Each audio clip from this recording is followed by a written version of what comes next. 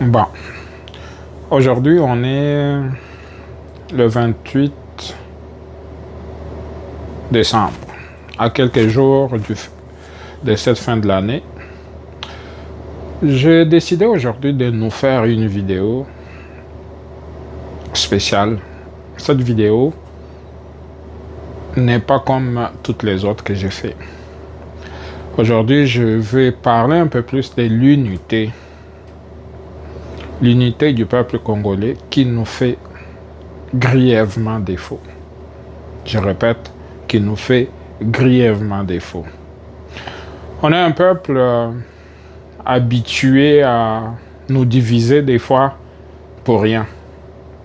Comme présentement, là, il y a des gens qui ont haï le Congo ou qui ont haï le développement du Congo ou les succès du Congo à cause d'un individu. Oui, parlons-en. Puisqu'il y a un président qu'on n'aime pas, en l'occurrence Tshisekedi, il y a certains d'entre nous qui préfèrent la victoire de l'ennemi. Tiens. Je continue à penser que Tshisekedi, comme président, n'est pas éternel. Il y a un mandat, puis d'ici là, si on ne veut plus de lui, on pourrait toujours le tasser. Mais quand on est rendu à souhaiter la victoire de l'ennemi, tant que c'est lui qui nous dirige, dégage, je ne sais pas. Souvenez-vous, là, on a fait une grosse erreur. Quand Mobutu, quand bien même il était dans ses derniers jours, quand bien même on sait que Mobutu était atteint d'un cancer de la prostate et que son pronostic était presque annoncé, qu'il n'avait plus longtemps pour vivre.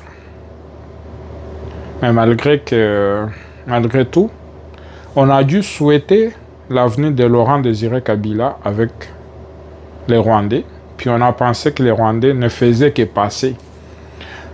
Qu'après, on va se retrouver entre nous, comme le disait Feu Étienne Tshisekedi, quand laisser Kabila arriver, c'est notre frère. Et quand le frère est arrivé, il a pensé aller le voir pour lui demander de dire aux Rwandais de retourner chez eux et qu'on payerait la facture pour leur loyaux service. Et ça, sans oublier que les Rwandais n'étaient pas venus accompagner Laurent Désiré Kabila. C'est plutôt Laurent Désiré Kabila qu'on avait choisi pour les accompagner à Kinshasa. La suite, vous la connaissez. Laurent Désiré Kabila a été assassiné, puis le plan macabre a été installé. Aujourd'hui, on se débat pour s'en sortir. Mais là, aujourd'hui, on se bat pour s'en sortir, mettre ces Rwandais de côté et finalement nous retrouver entre nous pour le progrès de ce pays. Mais non, c'est le moment que certains d'entre nous ont choisi pour appuyer l'ennemi, pour réaccompagner encore l'ennemi comme à l'époque. Je ne sais pas si notre mémoire est si courte pour oublier tout ce qui s'est passé. Puisque si on n'a pas une mémoire courte, on ne va pas oublier que Laurent Désiré Kabila, qui est venu avec ses Rwandais, est passé. Et les Rwandais sont toujours là. On a oublié que Joseph Kabila, qu'on a pensé neutre, est aujourd'hui du côté des Rwandais. On a oublié que ce pays a eu un chef d'état-major général qui était un Rwandais, en l'occurrence James Kabarebe. Aujourd'hui, j'ai entendu quelques-uns d'entre nous dire, c'est farfelu, hein, on n'aime pas Tshisekedi, qui soit là, qui puisse venir nous faire partir Tshisekedi, on est d'accord. Et puis après, quelqu'un lui a même posé la question à cet individu-là. Et si ces gens-là viennent avec des Rwandais, oui, c'est pas grave. on met d'abord Tshisekedi dehors et puis on va combattre les Rwandais. C'est comme si cet individu-là, c'est quoi que ça veut dire la guerre. Aujourd'hui, on a de nombreux compatriotes qui n'habitent plus chez eux, à l'est du pays. On a de nombreux compatriotes dont leurs familles ont été décimées par cette guerre. On a des compatriotes violés. On a des compatriotes. Je pourrais continuer cette macabre description jusqu'à l'infini. Mais je m'arrête là. Il y a quelques années, on s'est déchiré entre nous. Au Katanga, beaucoup de Kasaïens ont été carrément assassinés à l'époque de Mobutu. Et la cimetière, et cette route-là qui part du Katanga jusqu'au Kasaï a été le plus long cimetière oublié. Des gens, femmes et enfants, se déplaçaient du Katanga jusqu'au Kasaï à pied. Beaucoup sont morts en cours de route. Des maladies, des choléra, des fatigues, des faims. Mais on a oublié tout ça. En Ituri, on a eu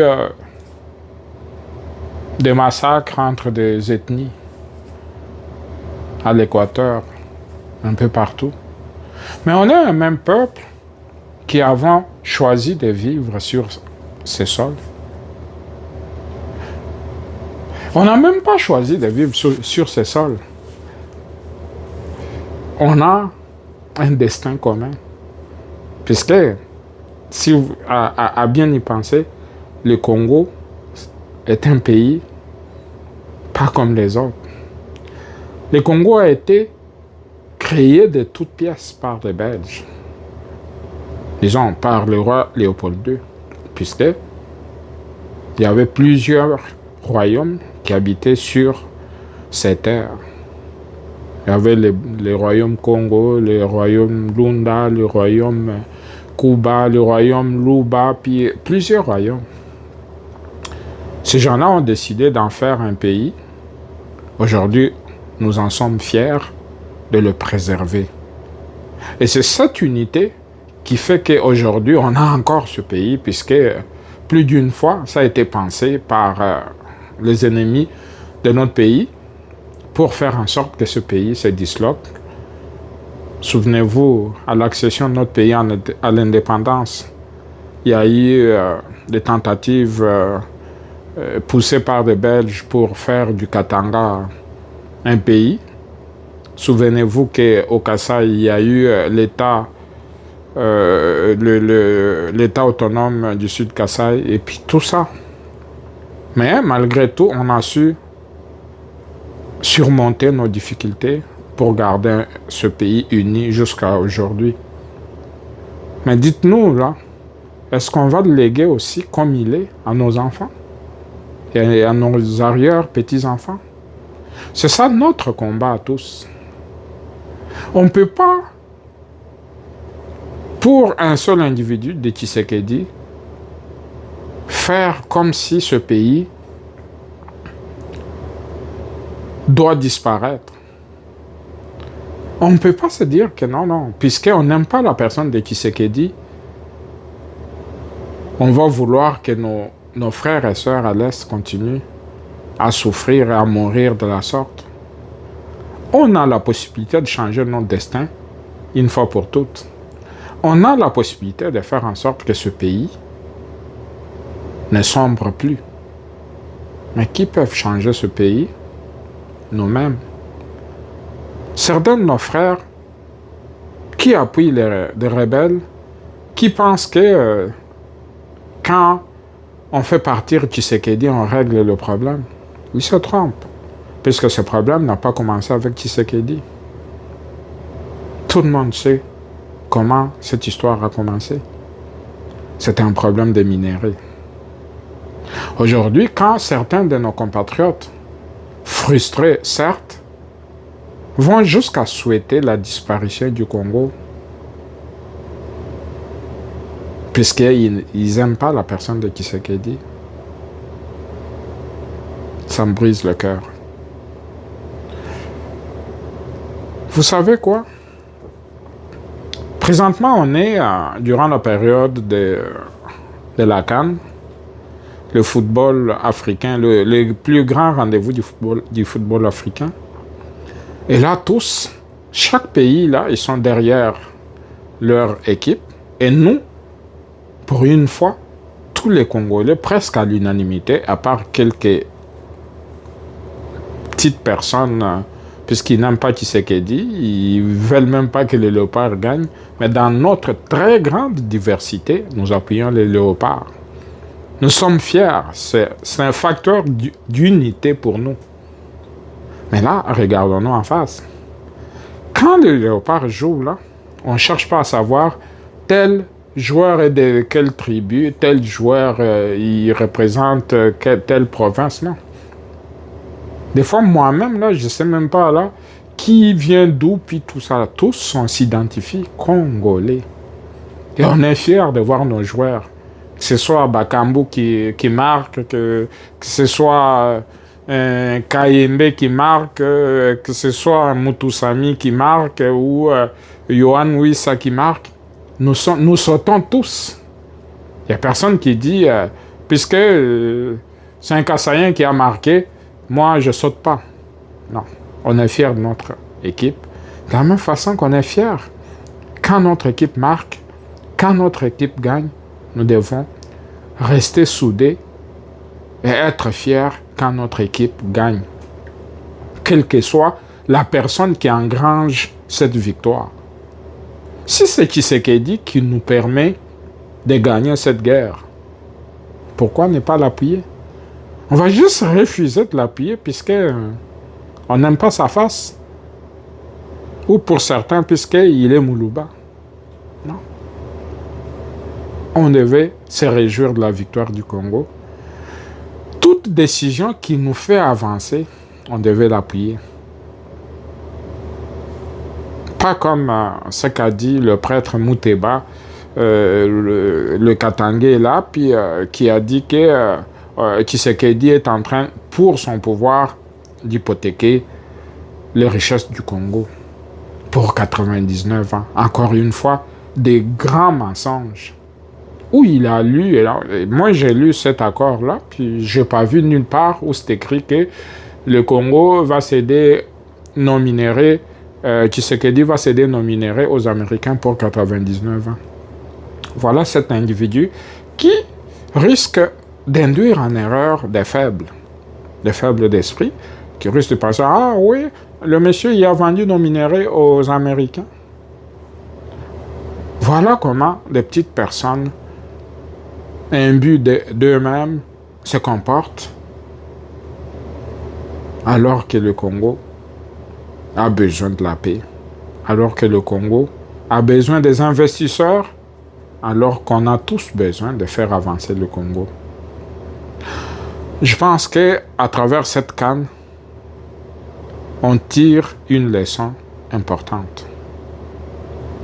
C'est que l'unité, de la même façon qu'on saute sans regarder quel joueur a marqué, sans se soucier d'où il vient, de quelle tribu il est, de la même façon qu'on saute quand le but est marqué là, on devait sauter quand le Congo gagne contre ce Rwandais dans cette guerre.